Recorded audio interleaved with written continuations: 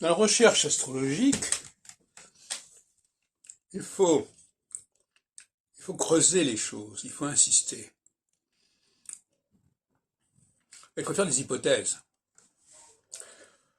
Par exemple, prenons les années 1953-54. Au premier abord, on peut penser qu'il y a eu un échec de la CED, la Communauté européenne de défense, qui va à l'encontre de l'esprit de la phase équinoxiale dans laquelle on était à ce moment-là.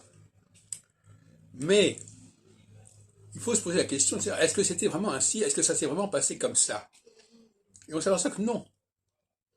Parce que qu'est-ce qui s'est passé? À la suite de cet échec, qui est dû en partie à la France d'ailleurs, l'OTAN a pris une place plus importante. Et l'Allemagne, l'armée allemande a été intégrée dans le cadre de l'OTAN.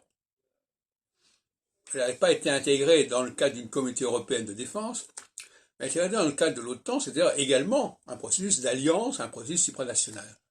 Donc le processus supranational, il n'a pas été mis en échec par celui de la CED, puisque au bout du compte, par une sorte de surenchère, la Bundeswehr allemande, parce qu'on en a parlé ce matin sur France Culture, la Bundeswehr allemande s'est retrouvée au sein de l'OTAN, et d'ailleurs, on sait très bien que ça a été la politique de l'Allemagne jusque récemment de compter énormément sur l'OTAN.